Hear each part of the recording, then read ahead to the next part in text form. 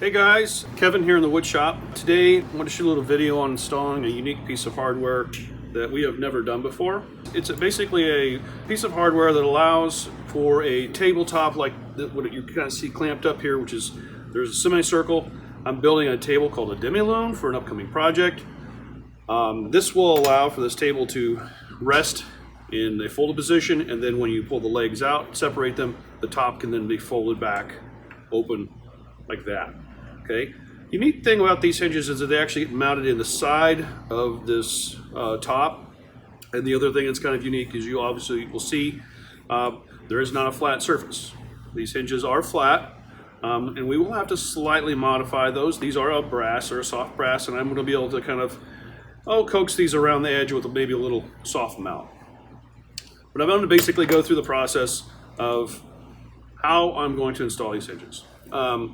First thing I need to do is I'm going to lay out the location of where they're going to go, and to do that, what I'm going to do is put double face tape actually on the top face, and you can kind of see why, because this has a little bit of a bump out on the back of that, and I can't get these to lay flat, and quite honestly it's kind of hard to hold them still.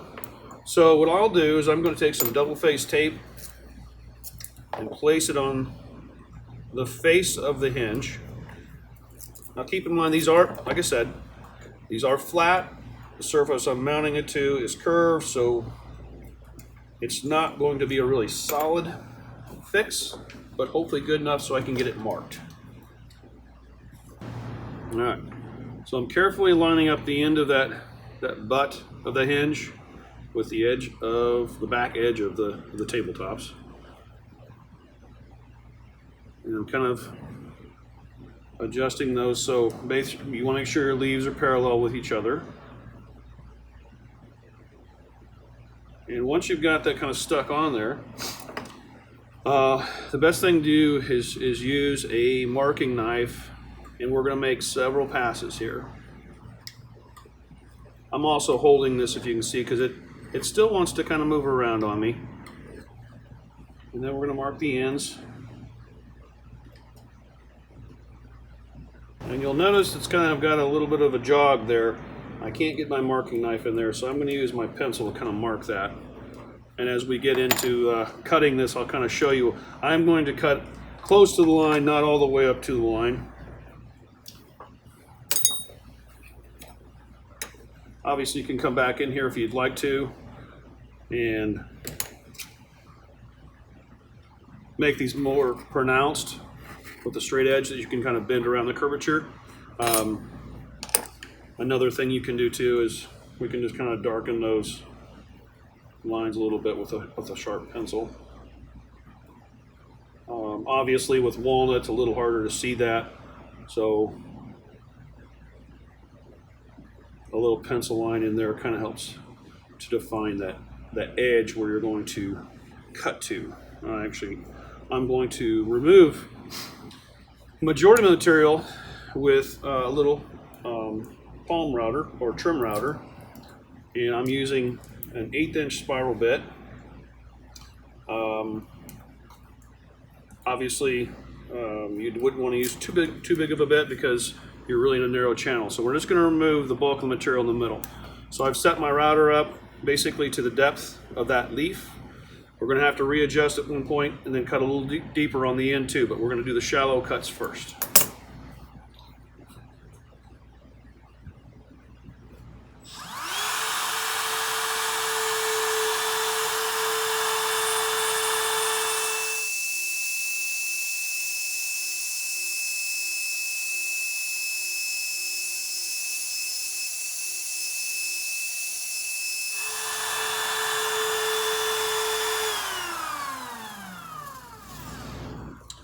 Okay, so you can see I've removed a bulk material.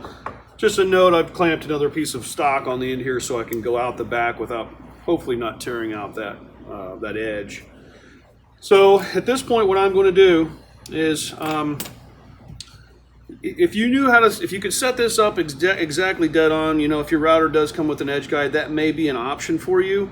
I just feel like I can remove the bulk material, and to me it's a little bit more of a controlled cut to come back in and chisel this material away, because one, with the marking knife, it gives me an actual an actual line or a cut to get my chisel knife or my chisel blade in there right on that line, okay?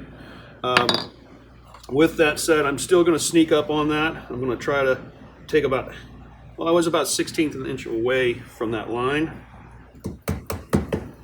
So I'm still going to sneak up on that. And check my fit along the way, obviously. It's a lot easier to remove material in this situation as opposed to trying to add it back.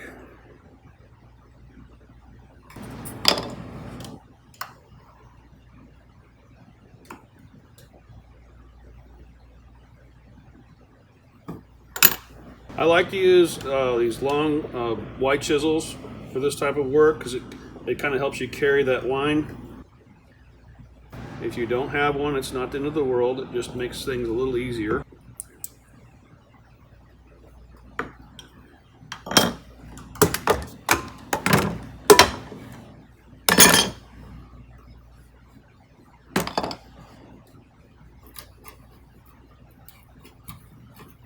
So I'm just making a chopping cut down close to that line, and then I'm just taking this narrower chisel and kind of coming in and undercutting that to clean that out.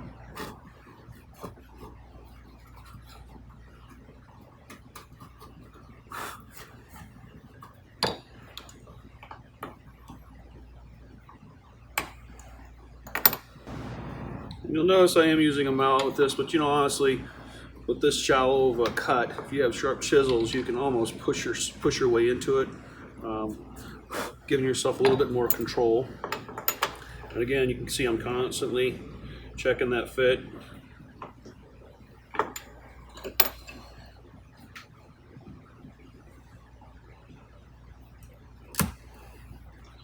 It doesn't hurt that I'm chopping end grain at this point too, so that gives you a little bit more flexibility. Although it is a little more fragile, so it's something to think about when you're hammering away at that.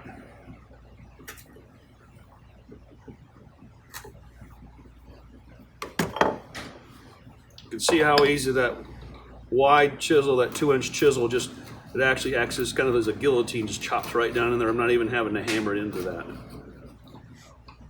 But it keeps a nice straight line.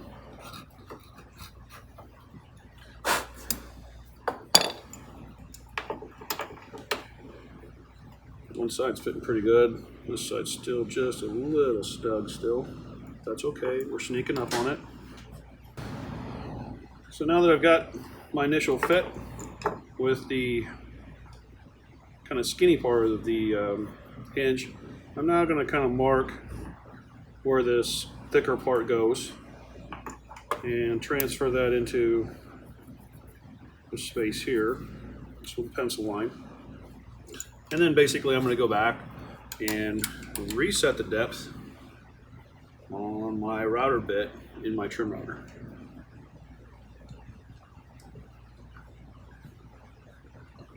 If you want to err on this, I would err on the side of not going as too deep. So maybe set it just a slight bit less than the thickness of that hinge. I'm going to reinstall my backer block here. And not only does this kind of help prevent tear out, but it also gives, as you can see, I'm kind of riding on a pretty narrow surface here. It also gives me a little more support for that router base. So you're walking off the end of that. You don't really want to drop into oblivion and then maybe go too deep with your bit. So this gives you a little bit more support. If you wanted to, obviously you could build up blocks on either side of this too to kind of give you a little bit more support. All right, so I'm just going to clean out this area like I did before, and then we're going to kind of chisel back up to that line again.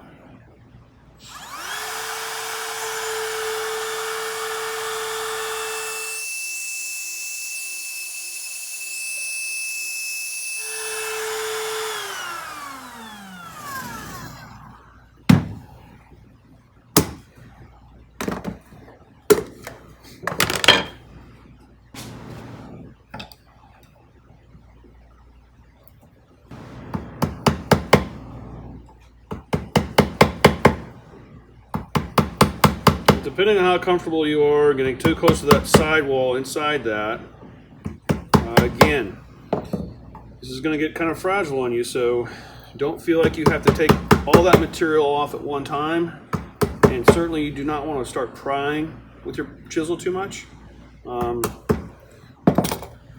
it could snap on you, okay? So take your time, just work your way down, a little at a time.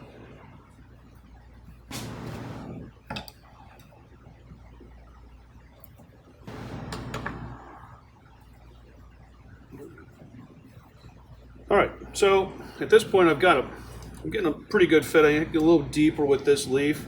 As you can see, the hinge does protrude slightly above the surface on the ends, and this is where, if you really want to get picky, you can actually take a little extra material off the top in here to kind of make that concave or whatnot. The other option is to kind of gently coerce these leaves around.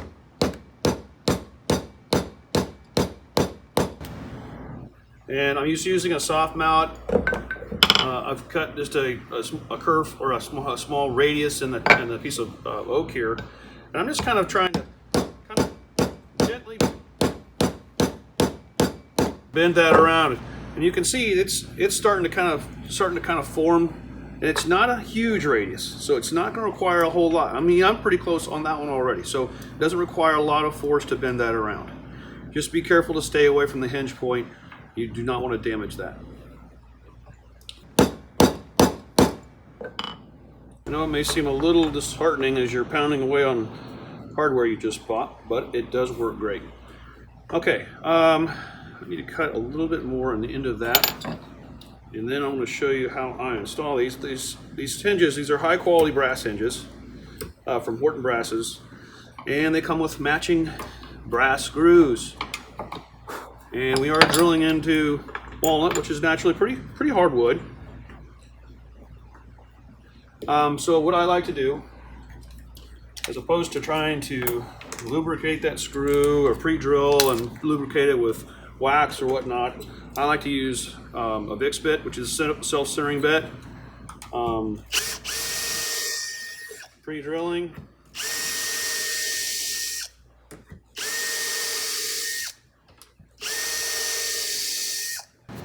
What that does is put that pilot bit or that pilot hole right in the middle of that countersink on that hinge, so you're perfectly aligned.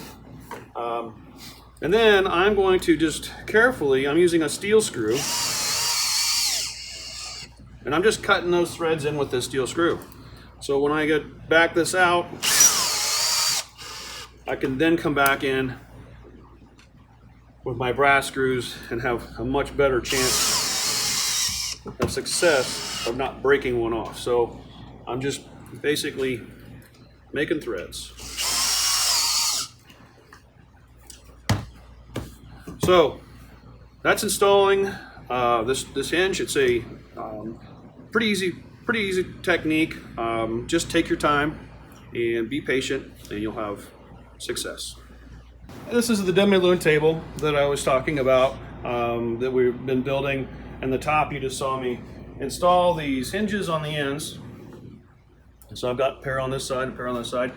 So this table basically, it's got the two rear legs pivot out on some wooden knuckle hinges. And then basically the table is allowed to flip open like that. So it's nice that this can kind of go up against the wall when it's out of the way, or you can open it up for a nice little tea table or a little card table. Very functional, very elegant, timely old piece.